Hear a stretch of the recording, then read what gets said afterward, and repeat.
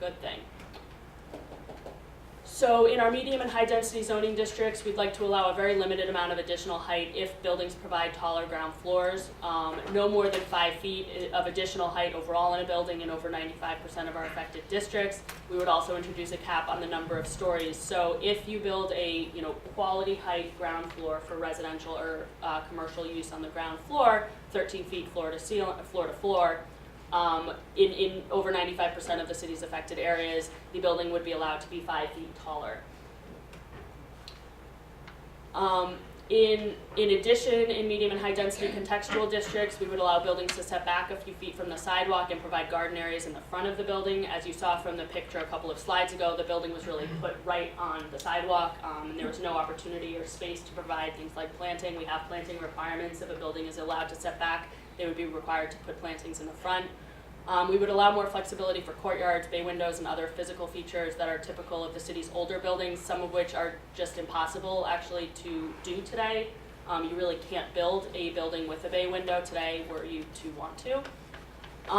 And with targeted changes to setback and coverage requirements, we would allow better interior layouts and reduce blank walls. Things like courtyards actually enable a building to provide more multi-bedroom units, for example, if every bedroom requires a legal window, having a courtyard just increases the amount of space where you can build a window and therefore fit another bedroom into a unit.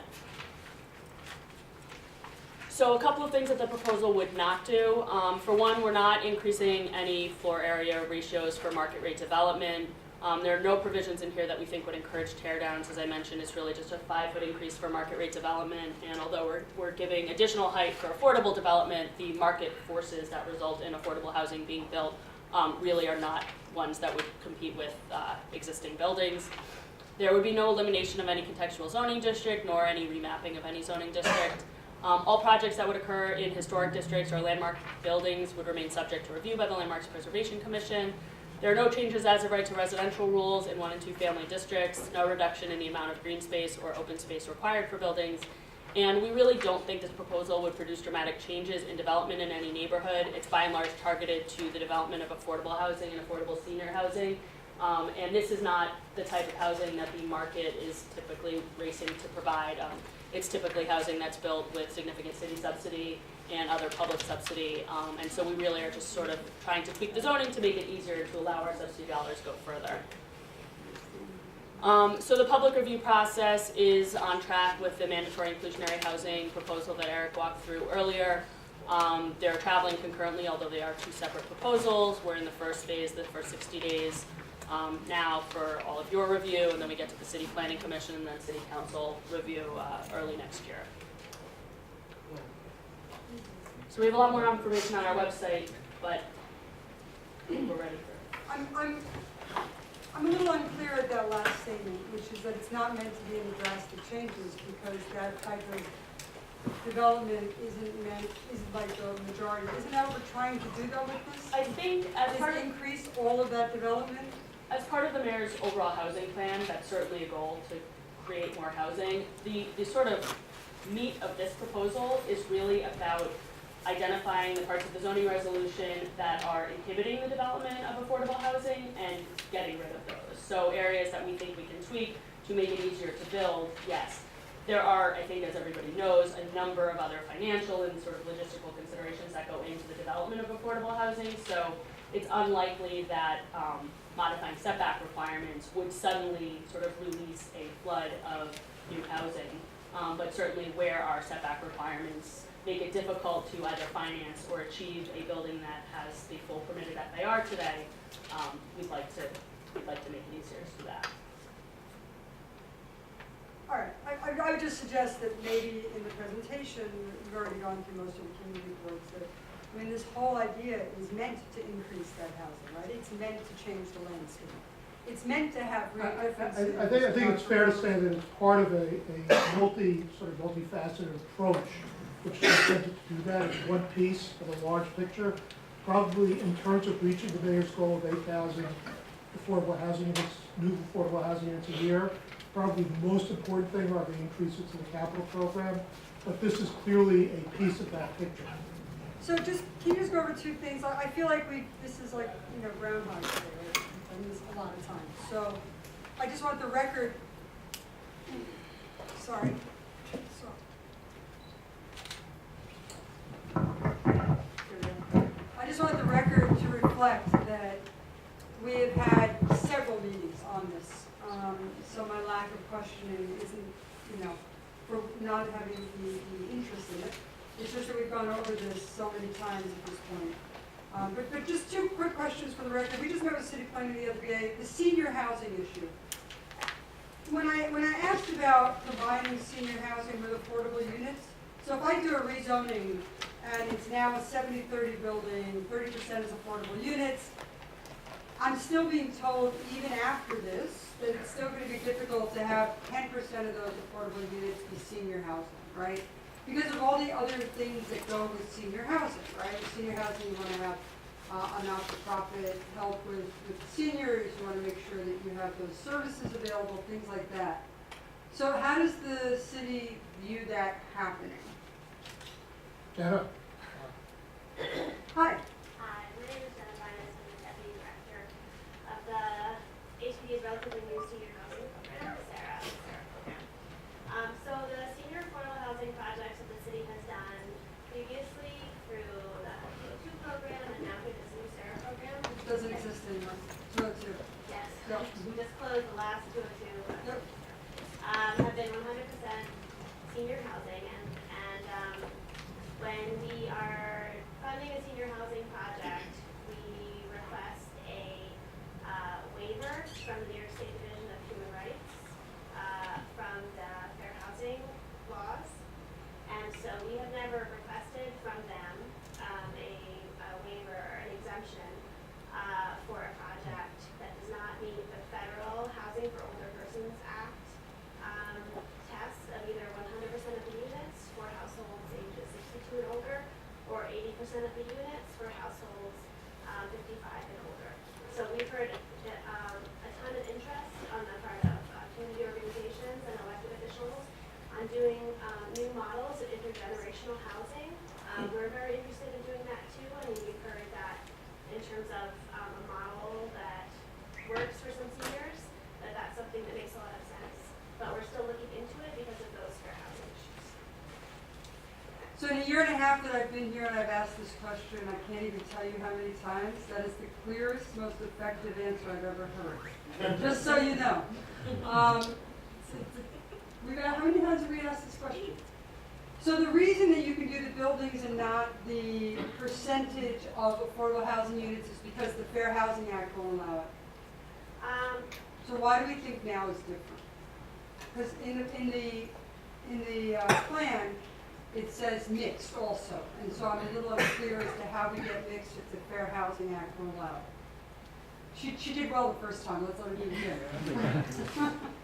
So it's something that we're still looking into, and our general counsel has been in discussion with city law, and there will be some discussions with the state on how different ways we can do that. So it's something that we're trying to figure out. We have some ideas, but Is it in other states? Do they get waivers in other states? If I do a 70-30 building, 30% of which is now affordable housing pursuant to the law, right? So now I do the inclusionary zoning, I follow all the rules, I'm at 60% AMI, what is it, 30% the building? So now I want 10% of those units to be just seniors, and because it's affordable, I want it also to be within a mile of my community board. right. I want a lot. Has any other cities done that? We've been looking into that, and I haven't found, the only models of intergenerational housing that I've found so far, and this has not been an exhaustive study, have been these models of grandparent housing. So that's something that we have done in New York City, and HUD has a special pilot program that allows for that. But that's the whole building, the intergenerational, and you need grandparents and grandchildren, I guess Yes. any version of So it's grandchildren that you different. have. Yeah. But that's a specific, the whole building. So, we're still looking into it, and I'm sorry, that's a less satisfactory answer than my previous one, but it's something we're very interested in. It's a fair answer. We love your number as well, okay? It's come up, I can't even tell you how many times. The other parking, can you just go over for the record again, the parking, and when it would be, the responsibility would be obviated? Sure, so, within the transit zone, there would be no parking requirement. Parking would be optional for those units that are affordable or affordable senior housing, so earning up to 80% AMI, or qualifying towards an inclusionary housing. Outside of the transit zone, there would be no substantive change to the affordable housing parking requirements, and I'll say no substantive. We have multiple requirements today for affordable housing citywide, and we're just trying to clarify it to make it easier to figure it out, but the numbers are not changing. And the parking requirement for affordable senior housing outside the transit zone would be reduced to 10%. And just to put that sort of in context with our existing requirements, today our parking requirements for affordable housing are about half of what they are for market rate housing, and for affordable senior housing they're even lower. So we're already starting from a much lower point. And in fact, what this means is that if you do have, say, a 70-30 building, the difference in the amount of parking spaces that would be required for a development today versus a development in the future, if it's 100 units, would be probably about 5 or 10 spaces required for the affordable units, and under the proposal, those spaces would be waived. And also, just sort of a point of clarification, it would not apply to the whole building, it would only apply to the parking requirement for those affordable units. Two questions, what defines a transit zone? And my understanding is that we don't build the affordable units, the parking for those affordable units, but the building still allocates the parking spaces the way it did before. So now we just have less spaces to choose from.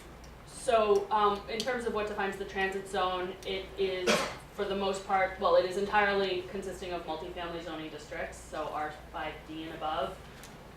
These are the denser neighborhoods in the city. We have a multitude of public transportation options, subway and buses typically, generally within a half mile. I say generally because there are some parts of the city, in Queens, we have Howard Beach and the Rockaways, which have subway access, but they don't really fit our definition of transit accessible, nor do we see lower rates of car ownership in these parts of the city, so we've taken them out. We've also taken out parts of Bay Ridge and parts of northern Bronx. And they're areas where, based on our DMV research, we have DMV records for every car in the city, or that's registered in the city, and based on census data showing lower rates not only of car ownership, but of daily car utilization in terms of car commutes among all residents, but then especially among low-income residents. Do we have any transit zones that are not accessible by the subway? There are some portions of the transit zone that are more than a half mile from the subway. Not substantially. In Queens? In Queens, I think Astoria houses is beyond a half mile from a subway station. We have bus lines that serve them, but yes. And that's part of the transit zone? That is part of Is that the only area that's not covered within a half mile from the subway? In Queens, I believe so. We've heard a lot about how Queens is different from the rest of the city, and it's somewhat reflected on the map, where parts of other parts of the city where we sort of see consistently low rates of car ownership, even when you get beyond a half mile from the subway, we included them. In Queens, we really were much more sort of precise about where we drew the line. And the subway's not a railroad? The subway's not a railroad. I'm sorry, your second question. What was my second question? I'll remember it in a second. Okay. I appreciate that. All right. Anything else for staff? All right, you're going to stick around, right, so we can maybe get questions Yes. from the testimony? Of course. I appreciate your time. Thank you. We've been over this quite a few times, and we appreciate that the city planning always comes out when we ask. We're going to go back and forth on the testimonies. 5 folks are on the record for wanting to testify, so if there's more, please let us know. We're going to start with opposition and go 4 against, 4 against. Walter Sanchez, you're up first. Ward 5, Chair Lindy.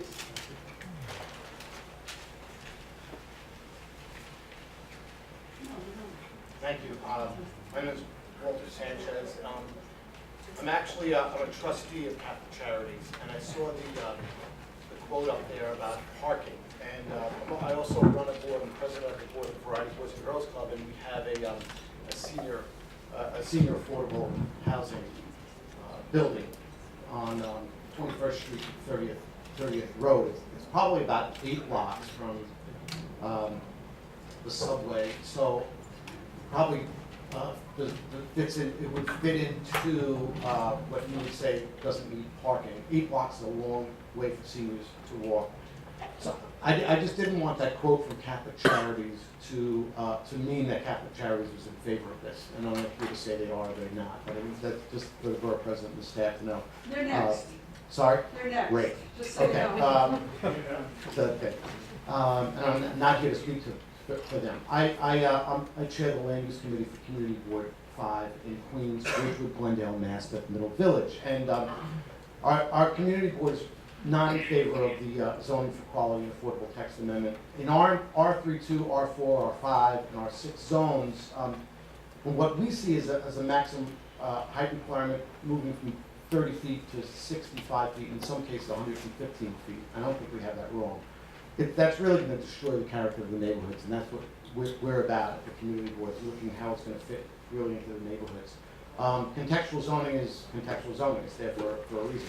Further, we're against the increase in FAR in R6B, which is a big part of what Ridgewood is. It's R6B, and there are row houses, beautiful, historic. Finding it looks like you want to increase FAR from 2.2 to 2.2, and right now, if you know anything about Ridgewood, it's starting at Greenpoint, it's in Williamsburg, Bushwick, now it's moving up to Ridgewood where the artists are moving in, and we're seeing a lot of development, a lot of speccing out, and we're a little concerned in that area that people are going to tear down, houses and possibly put this in and change FAR, and that really destroys the character of the neighborhood. So for those reasons, we really are against it. Yeah, for the parking, you are correct. There is not a lot of parking in. There's not a lot of demand for the parking